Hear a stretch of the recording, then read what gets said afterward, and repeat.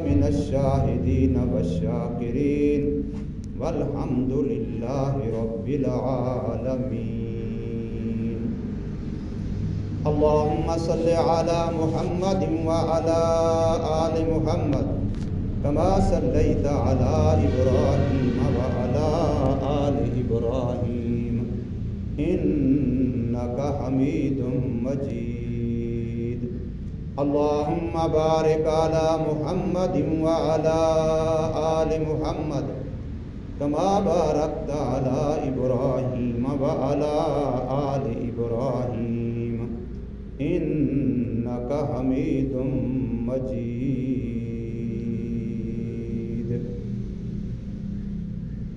یا الہی، جب تک کہ میرے جسم میں جان رہے تجھ پہ صدقے اور تیرے محبوب پہ قربان رہے.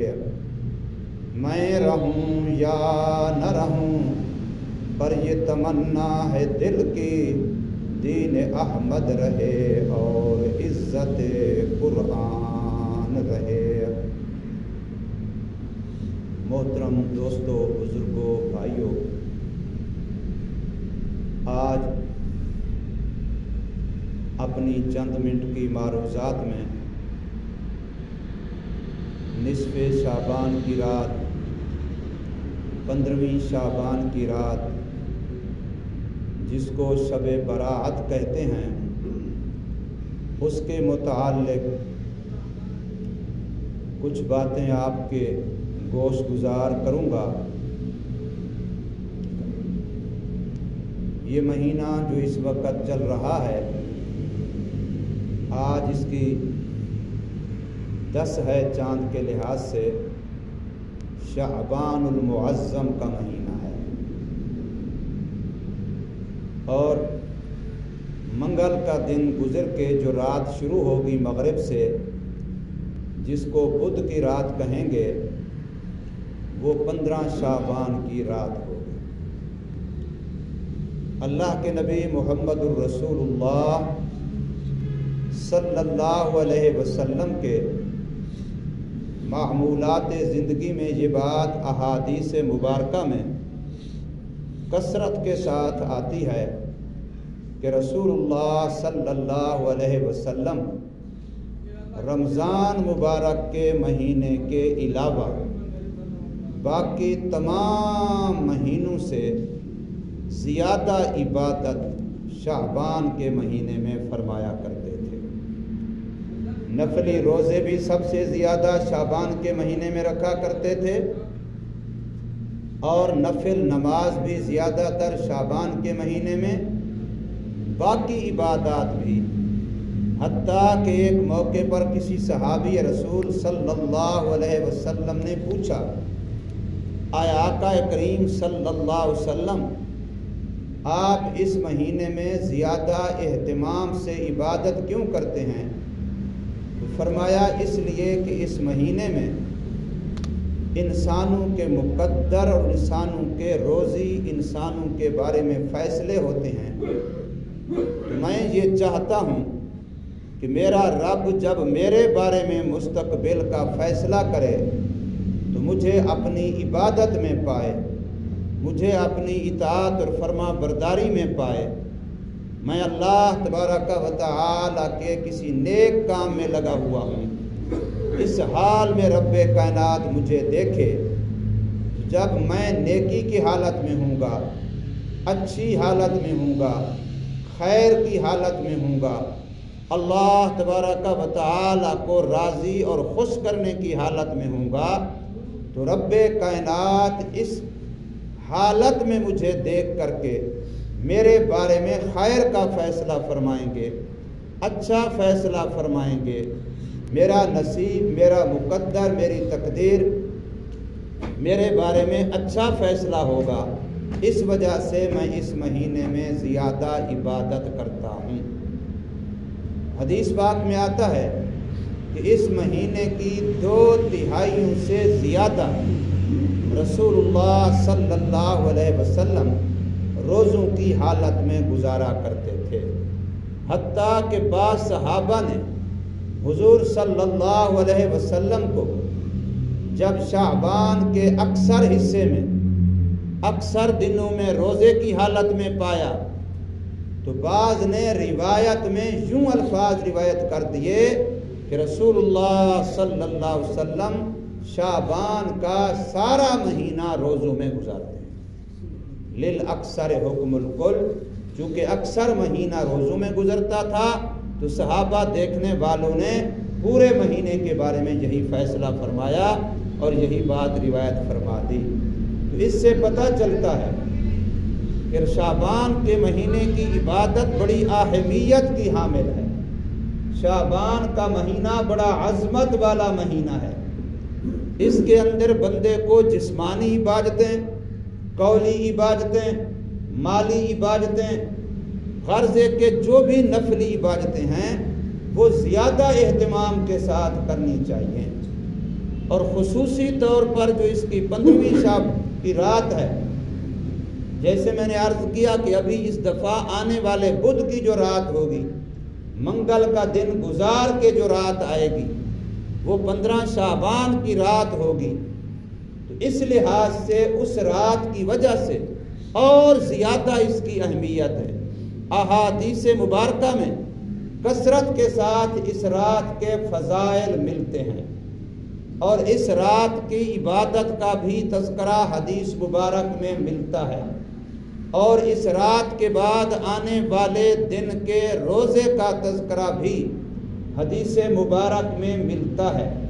اس لیے اس رات کی عبادت چاہے وہ تلاوت کی شکل میں ہو، چاہے وہ ذکر کی شکل میں ہو، چاہے وہ انسان نفلی نماز پڑھنے کی شکل میں کرے، کسی بھی شکل میں عبادت کرے یا مختلف شکلوں میں بدلتا رہے، کچھ دیر کے لیے تلاوت کر لے، کچھ دیر کے لیے ذکر کر لے، کچھ دیر کے لیے درود پاک پڑھ لے، کچھ دیر کے لیے نفل نماز پڑھ لے، غرض ہے کہ یوں مختلف حالتوں میں رات کو عبادت کی شکل میں گزارے۔ اگر تو اللہ نے سہولت دی ہے، جیسے کہ 15 شعبان کا دن کا چھٹی کا دن ہوتا ہے، عام طور پر شب برات کی تعطیل ہوتی ہے، تو چھٹی کے دن کو ضائع نہیں کرنا چاہیے، بلکہ اس لیے چھٹی دی جاتی ہے تاکہ رات کی عبادت کی وجہ سے دن کو بندہ آرام کر سکے۔ تو اس لیے رات کو اول تو پوری رات اہتمام ہونا چاہیے، نہیں تو کم از کم رات کا پہلا حصہ عشاء کے بعد کچھ گھنٹے، اور پھر رات کا آخری حصہ تہجد سے پہلے، اس وقت بندہ ضرور عبادت کے حالت میں اس رات کو گزارے۔ احادیث مبارکہ میں حکم آتا ہے کہ اس رات کی قیام کا اہتمام کرو، اور اس کے بعد آنے والے دن کے روزے کا اہتمام کرو۔ قوموا لیلہا وصوموا نہارہا، یہ دونوں باتیں حدیث مبارک میں موجود ہیں۔ اس رات کے قیام یعنی عبادت کا حکم اور اس دن کے روزے کا حکم، یہ دونوں حدیث مبارک میں رسول اللہ صلی اللہ علیہ وسلم نے امت کو ہدایات بھی ارشاد فرمائی ہیں اور خود عمل کر کے بھی دکھایا ہے۔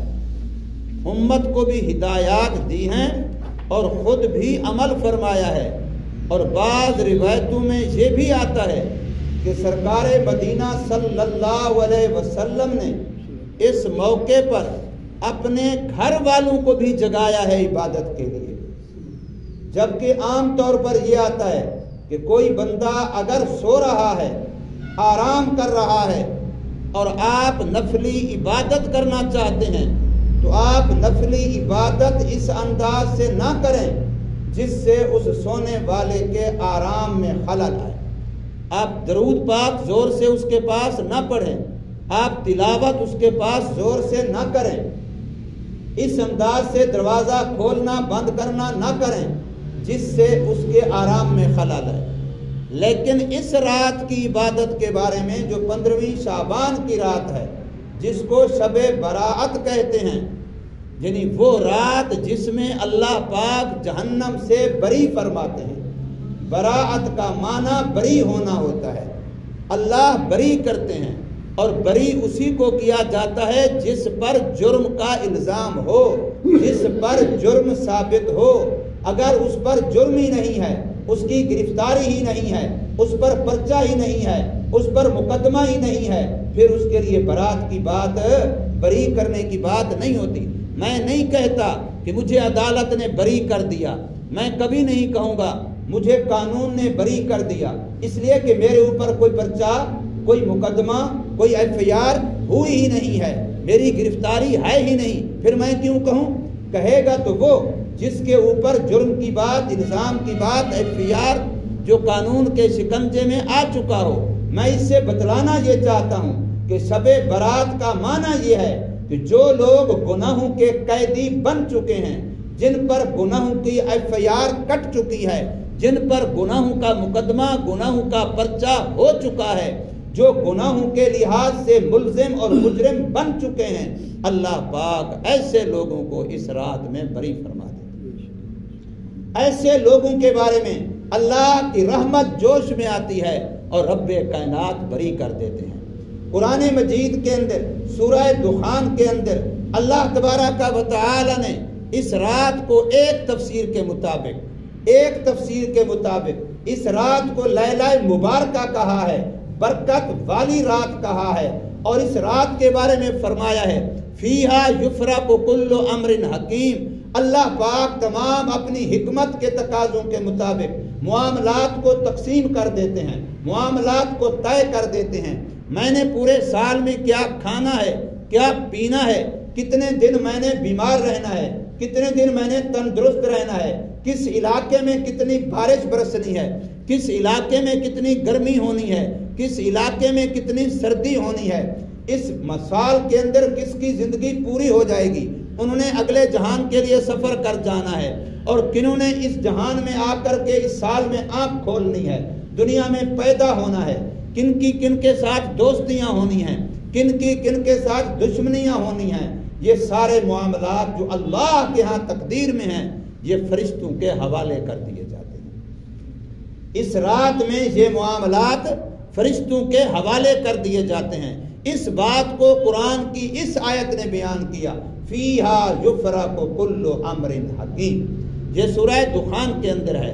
تو اللہ تبارک و تعالی نے اس رات کو ایک تفسیر کے مطابق برکت والی رات کہا ہے، لیلۃ القدر، جو رمضان مبارک کے آخری عشرے میں ہوتی ہے، اور زیادہ تر رجحان کہ 27 رمضان کو ہوتی ہے، وہ تو برکت والی ہے ہی ہے، وہ تو قدر و عظمت والی ہے ہی ہے، وہ رات تو سب راتوں سے افضل ہے۔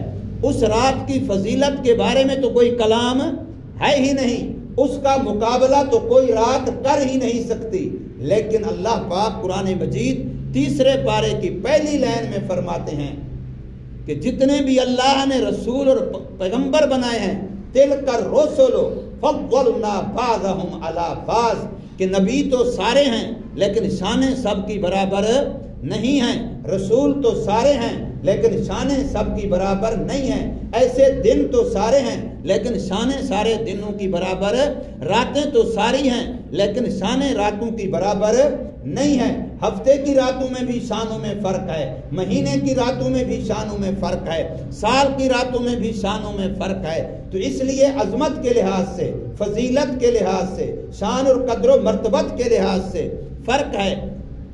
تو اللہ نے اس رات کو جو شب برات ہے، جو 15ویں شعبان کی رات ہے، جس کو نصف شعبان کی رات کہتے ہیں، اس پر اللہ کے نبی محمد الرسول اللہ صلی اللہ علیہ وسلم نے اپنی امت کو مستقل تعلیمات دی ہیں۔